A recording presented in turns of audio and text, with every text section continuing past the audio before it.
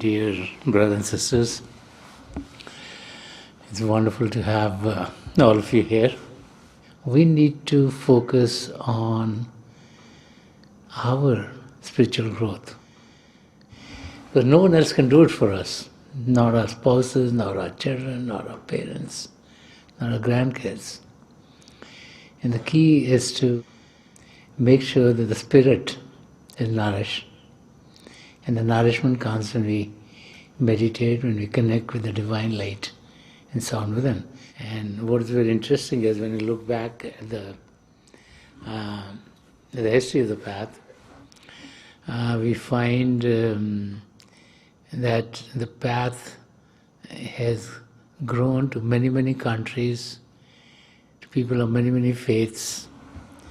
And the clarity of how do we practice our spiritual growth sometimes needs a few questions based on our cultures. We want to put it into play the best way we can. Otherwise, we live in an age where everyone's so educated, you shouldn't have any questions. Right? There's so many books out there, so many spiritual books, religious books, writings of the great saints and mystics. But how do we put into practice? And this is why sometimes we do have questions. And it's a good way of understanding things.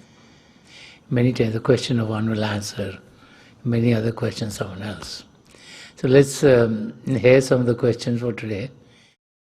How can we focus on our spiritual growth despite our environment?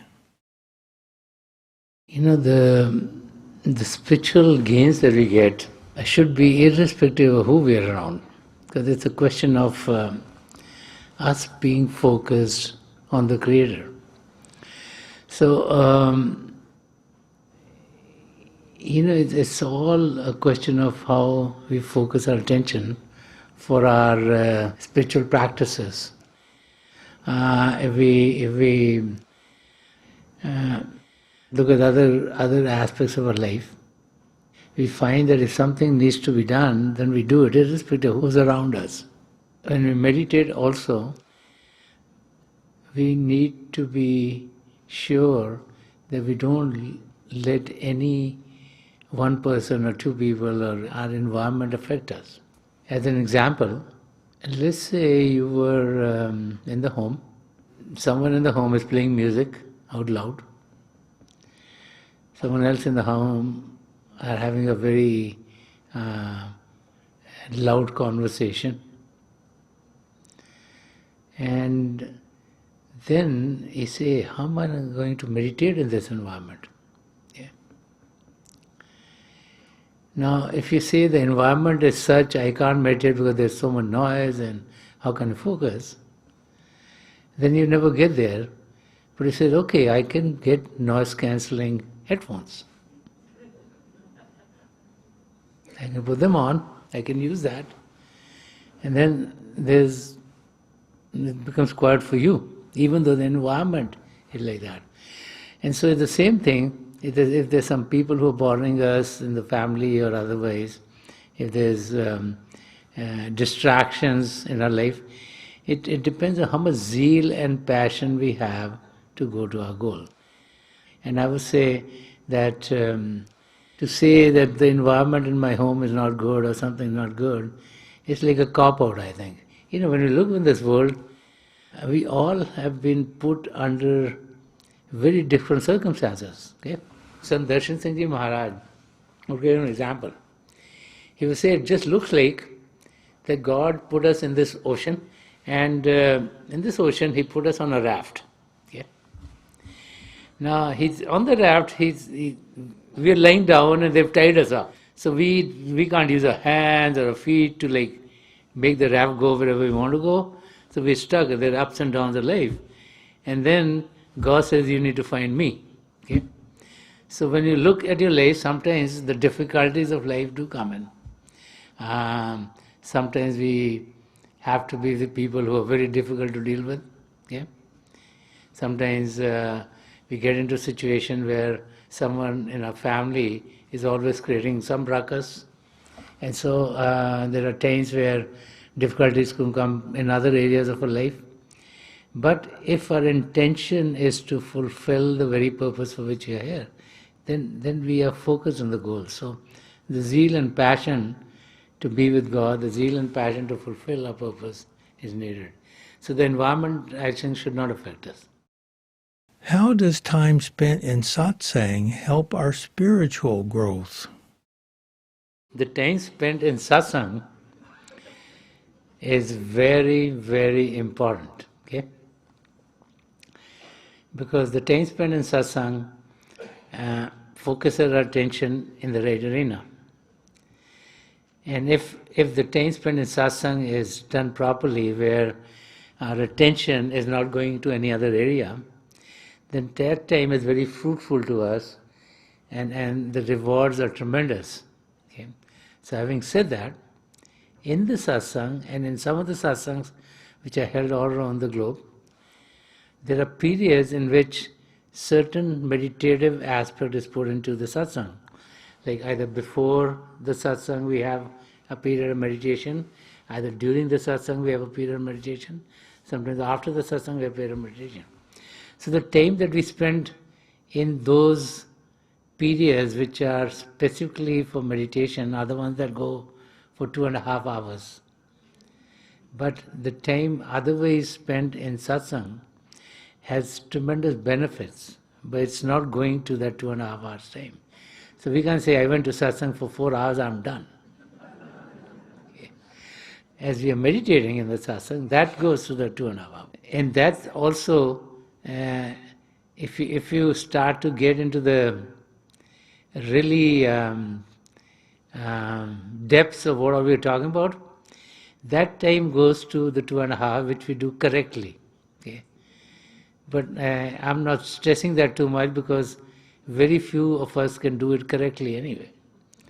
So the time in which we have no thoughts, the time in which we are totally engrossed in the light and sound, is the real time that goes to 2.5 hours. But if we have thinkitation, if we are planning, if we're solving a project as we are meditating, then those times officially don't go, but sometimes we let it go. Otherwise, everyone would be in trouble.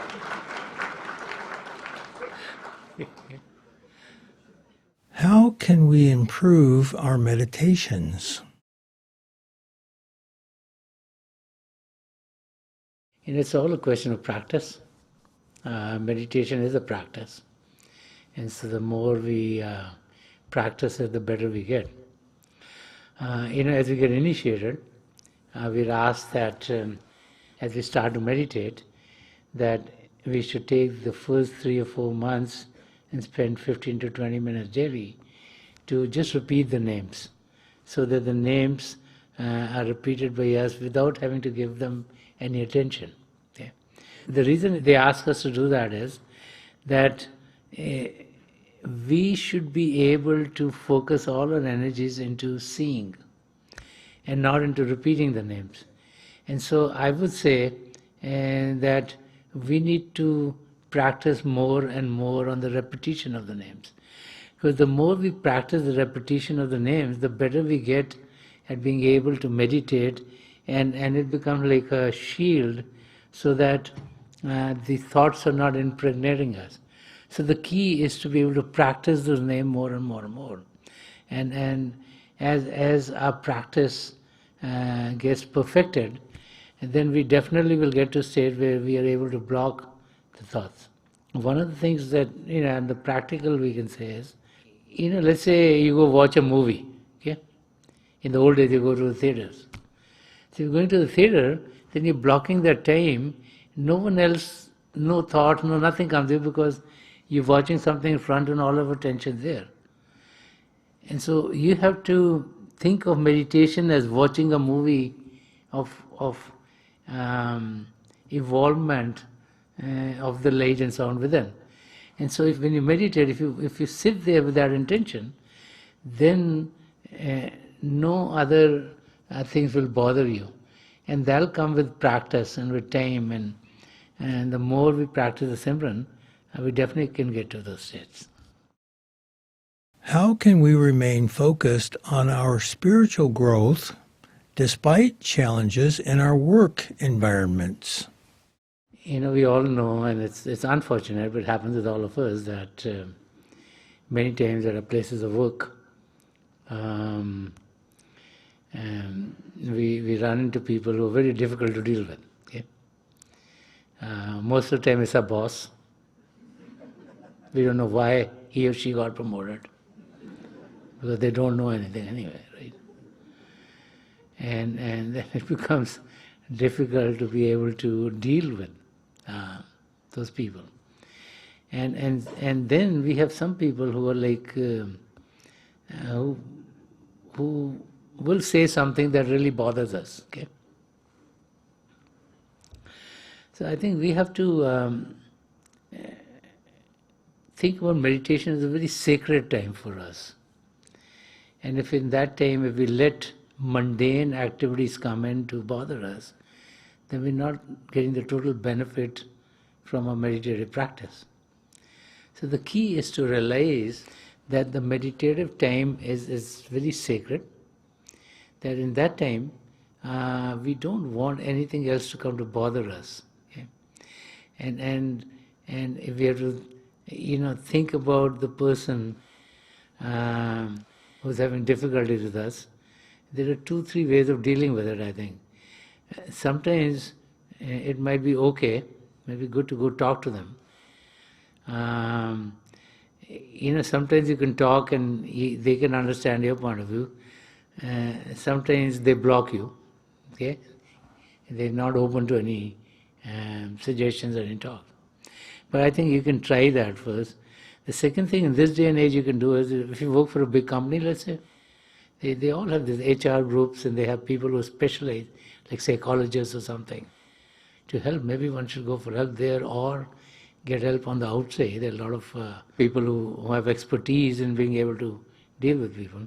And the third thing that can happen is, if you have more than one person, let's say 5-6 people who are bothering you, they need to look at yourself and see, is something wrong with me? Am I behaving in a manner that this part of their life is coming out? If there's just one, I won't. But if there's a lot of other people in the same scenario who we think are creating trouble, then we need to look at ourselves. We think, this guy is bad because of this reason, this guy is bothering me because of that, this guy is bothering me because of that, or this young lady is bothering me because of that. Then we should think, hey, if so many people we think are not correct, then are we really correct? So I think if you can use one of those mechanisms to find out the difficulty and try to solve it on the outside, so that when you're meditating, that's a sacred time. We don't want any of this outside attention to be pulling us from our real attention, which should go on experience the life within. How can we be of service to elderly friends and loved ones who are ailing? We can definitely help elderly in the satsang or even out of the satsang. If it's our satsangi brother, sister, with time we all age, and as we age,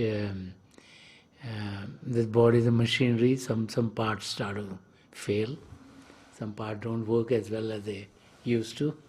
So I would say, like, if we are trying to visit someone, let's say they have a loss of hearing, okay? And then or they have a loss of sight, or they have loss of movement, like you said,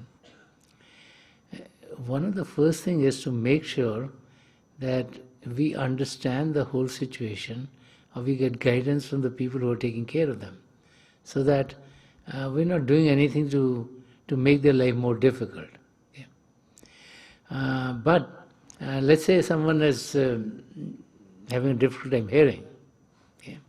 Then when we go there, then we can maybe show them something, we can draw something, so that something which is spiritual can give them more confidence, more stability, more hope.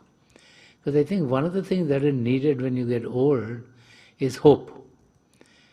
many times as the body starts to fail, this feeling of, when we were in the 20s and the 30s, when everything was really well, all the organs were working well, that goes away. And then you start to feel, is this thing going to get better? Okay? And when you start to have physical difficulties like that, you want some hope and you need some stability. I think if you visit someone who's elderly, who's going through those kind of difficulties, we should do things to support them. If they can't see or have a difficult time seeing, then you can maybe talk to them, have them listen to something. If they have a tough time movement, then we can move them properly. They're in a wheelchair or something. For making sure that we are doing things the correct way, the right way, to not bring them any physical harm. So I think the key is to be there. We can definitely go and meditate with them. We can do Simran with them. There are times when our parents or our loved ones get to a stage where they forget Simran. We can repeat it to them. We can have them remember it. There are illnesses which put us in a state where we tend to forget things. We can remind them. We can meditate with them. We can have them even remember some of their experiences with the great saints and mystics over the years. Because to a satsangi, those touches of love and those experiences with the great saints are very enjoyable and very loving and caring. And so to just talk about them and remind them of the situations also brings a lot of joy to them. I think we need to make them happy. That's the main thing. We need to focus on positivity. We need to make their life more comfortable. But we need to encourage them, hey, things can get better. And if we are positive, things do get better. And I've seen many cases where difficulties have come in, and over time they've gone away too. One thing is sure in life, we're all going to physically die one day. I mean, you can't do anything about that, okay? But if you're going through a difficult time, then you can uplift their attention so that their attention goes away from all that is painful, all that difficult in their life. And so by doing Simran, by being focused on God, by sitting to meditate, these are things which really would uplift them, because if they're spiritually uplifted, then the physical or the emotional difficulties would then slowly wane away. Okay, let us meditate for a few minutes. Please sit as comfortably as you can. Close your eyes very gently, just like you close them when you go to sleep. Your eyeballs should be straight, focus 8 or 10 inches in front of you. And as you close your eyes, those of you who have been initiated in the mysteries of the beyond, please do your Simran. And those of you who are new here, please repeat any name of God that you feel comfortable with. This repetition of God's name should be done mentally and not out loud. I pray to God Almighty and to the three great masters of this past century, Hazur Baba Savan Singh Ji Maharaj, Param Sant Kapal Singh Ji Maharaj, and Dayal Purush Sant Darshan Singh Ji Maharaj, to help each and every one of us connect with the divine power within and to be uplifted in the regions beyond. So we'll be sitting for a few minutes. I'll be getting you out of this meditative state at that time. And my best wishes are with each and every one of you.